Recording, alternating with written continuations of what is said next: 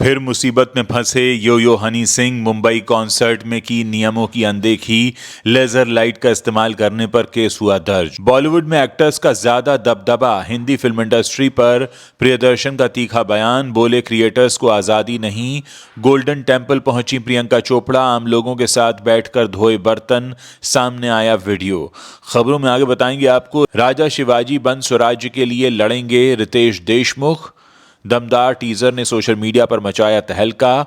मेरी कहानी को चुरा लिया। धुरंधर 2 की सफलता के बीच संतोष कुमार आरएस ने आदित्य धर पर लगाए स्क्रिप्ट चोरी करने के आरोप और सम्मान देकर कॉमेडियन सुनील पाल का हुआ अपमान, मंच से हटाया। इंटरनेट पर वायरल हुआ वीडियो। नमस्कार दोस्तों, आप देखना शुरू कर चुके हैं Bollywood top headlines of the day. तो चलिए अब आपके सामने इन्हीं खबरों को विस्तार से रखते हैं। मुंबई में यो यो हनी सिंह के लाइव कॉन्सर्ट को लेकर एक बड़ा विवाद सामने आया है। 28 मार्च को मुंबई के एमएमआरडीए ग्राउंड में हुए उनके my story world tour concert के बाद पुलिस ने नियमों के उल्लंघन को लेकर मामला दर्ज कर लिया है। बताया जा रहा है कि कॉन्सर्ट के दौरान बिना अनुमति के लेजर लाइट का इस्तेमाल किया गया। चूंकि ये इलाका छत्रपति शिवाजी महाराज इंटरनेशनल एयरपोर्ट के बेहद करीब है, इसीलिए पहले ही इस तरह की लाइट के इस्तेमाल पर प्रतिबंध लगाया गया था। इसके बावजूद आयोजकों ने लेजर लाइट का इस्तेमाल किया, जिससे एयर ट्रैफिक और सुरक्षा व्यवस्था पर खतरा पैदा हो सकता था। इस पूरे मामले में कॉन्सर्ट के आयोजक तमनाज वर्ल्ड वाइड के इंद्रजीत सिंह के खिलाफ पुलिस ने एफआईआर दर्ज की है। पुलिस के अनुसार आयोजकों ने सुरक्षा नियमों और अनुमति की शर्तों का उल्लंघन किया। कॉन्सर्ट के लिए पुलिस को तकरीबन 12,000 लोगों के आने की जानकारी दी गई थी, लेकिन कार्यक्रम के दौरान मौके पर 18 से 20,000 लोगों तक की भीड़ जुट गई। अचानक बढ़ी भीड़ के कारण सुरक्षा व्यवस्था पर दबाव बढ़ गया और पुलिस को हालात संभालने में काफी मुश्किलों का सामना करना पड़ा। फिल्म मेकर प्रियदर्शन इन दिनों भूत बंगला फिल्म को लेकर सुर्खियों में हैं। इस फिल्म के साथ अक्षय कुमार के संग उनकी जोड़ी बॉक्स ऑफिस पर 14 सालों के बाद वापस लौट रही है।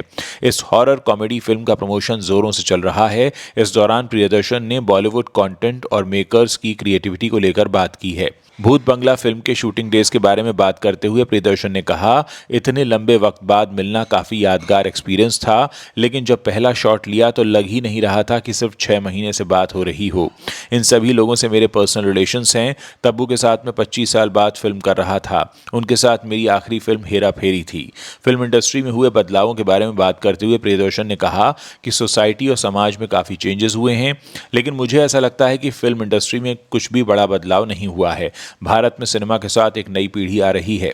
मैंने देखा है कि मलयालम फिल्में इसीलिए अच्छा प्रदर्शन कर रही हैं क्योंकि भले ही उनके पास बजट कम हो, लेकिन उनकी कहानी लोगों का ध्यान खींच लेती है। मलयालम फिल्मों के यंग कलाकार अपनी कहानियों को बेहद दिलचस्प तरीके से पेश करते हैं। ओटीटी के जरिए उन्हें अब एक बड़ा प्लेटफॉर्म मिल रहा है। बॉलीवुड में मैंने इस तरह का बदलाव नहीं देखा।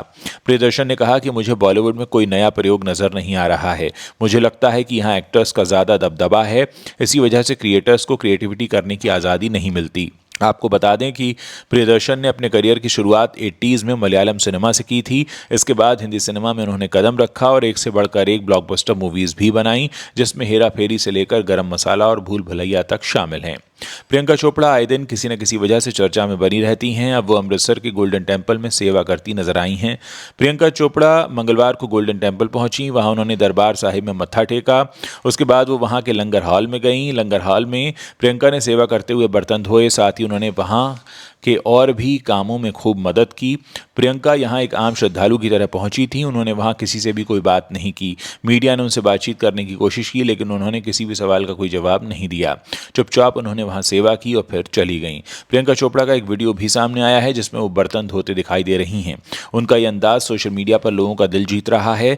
प्रियंका भारत की एक ऐसी एक्ट्रेस हैं जिन्होंने सिनेमा की दुनिया में अपने बेहतरीन काम की वजह से ग्लोबल लेवल पर अपनी एक अलग पहचान बनाई है।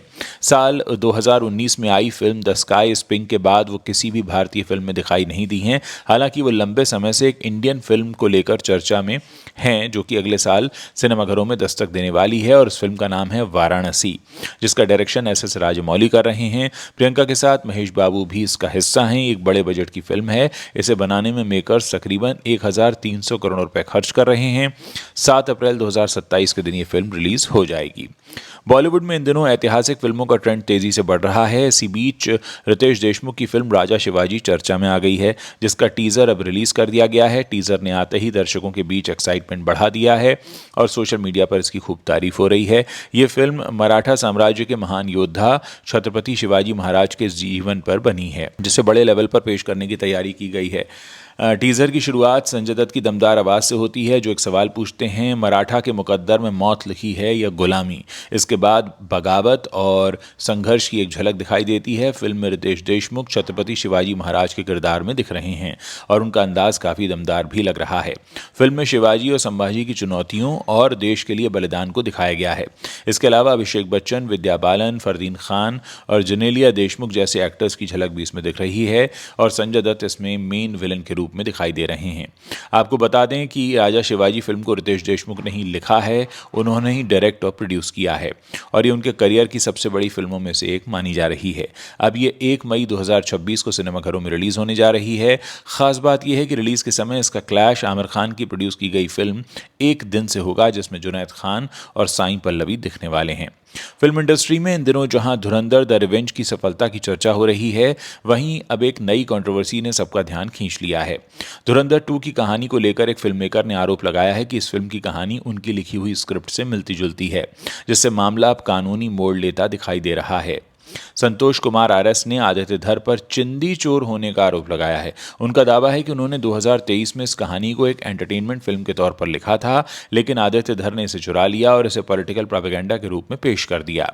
संतोष ने यह स्क्रिप्ट मेहनत से तैयार की थी और बड़े लेवल पर फिल्म बनाने के लिए कई प्रोडक्शन हाउसेस को सुनाई भी थी। उनका कहना है कि उन्होंने सोनी पिक्चर्स, जी स्टूडियो, टी सीरीज और धर्मा प्रोडक्शंस जैसी कंपनियों से कॉन्टैक्ट किया था। उन्होंने नवंबर 2023 में अपनी कहानी को स्क्रीन राइटर्स एसोसिएशन में रजिस्टर भी कराया था और उनके पास इससे जुड़े ईमेल और डॉक्यूमेंट्स मौजूद हैं। उनका आरोप है कि धुरंधर 2 में उनकी कहानी का इस्तेमाल किया गया, जिससे उन्हें काफ़ी दुख पहुंचा है। अब वो इस मामले में कानूनी कार्रवाई करेंगे।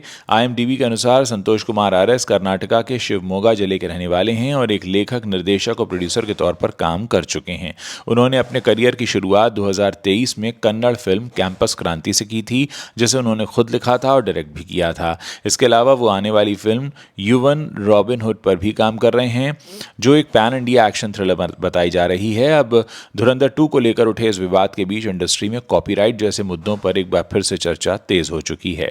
एक वक्त था जब टीवी पर सुनील पाल अपनी कॉमिक टाइमिंग से लोगों को हंसा हंसा कर लोटपोट कर देते थे। वो अलग अलग एक्टर्स की बेहतरीन मिमिक्री करते थे, जो देखने में काफ़ी इंटरेस्टिंग लगती थी, मगर आज वो कहीं गायब से हो गए हैं। अब उन्हें वो सम्मान नहीं दिया जाता जो उन्हें पहले मिलता था। इसी बीच सुनील पाल का एक पुराना वीडियो काफ़ी वायरल हो रहा है, जिसमें उन्हें स्टेज पर बुलाकर सम्मानित किया जा रहा है, मगर फिर उनका अपमान भी हो रहा है। कई लोगों ने स्टेज पर संचालन कर रहे शख्स को खरी खोटी सुनाई है। सुनील पाल का ये वीडियो जनवरी महीने का बताया जा रहा है। ये वीडियो एक कवि सम्मेलन का है। वहाँ स्टेज का संचालन कर रहे शख्स ने सुनील पाल को सम्मान करने के लिए स्टेज पर बुलाया। सम्मान देने के बाद जब सुनील पाल जनता को शुक्रिया कहने के लिए माइक की तरफ बढ़े, तो उन्हें अपनी सीट पर वापस जाने के लिए कहा गया। सुनील पाल ने कहा कि वो सिर्फ एक शुक्रिया कहकर निकल जाएंगे, मगर स्टेज के संचालक ने उनसे ज़बरदस्ती की और उन्हें बार बार अपनी जगह पर चुपचाप बैठ जाने को कहा। सुनील पाल के साथ हुए इस बर्ताव पर अलग अलग तरह के रिएक्शन सामने आ रहे हैं। वीडियो में मौजूद लोग भी संचालक से कह रहे थे कि वो सुनील पाल को एक बार बोलने का मौका तो दें। वहीं सोशल मीडिया पर मौजूद वीडियो पर कई लोगों ने एंकर के इस बर्ताव को गलत बताया है और उनका कहना है कि सुनील पाल के साथ इस तरह का बर्ताव ठीक नहीं है। तो दोस्तों, ये वो खबरें हैं जो बॉलीवुड से आती हैं और इस वक्त इंटरनेट पर छाई हुई हैं। अगर आप इस वीडियो को पसंद कर रहे हैं तो आप इसे अपने दोस्तों के साथ शेयर करना मत भूलिएगा।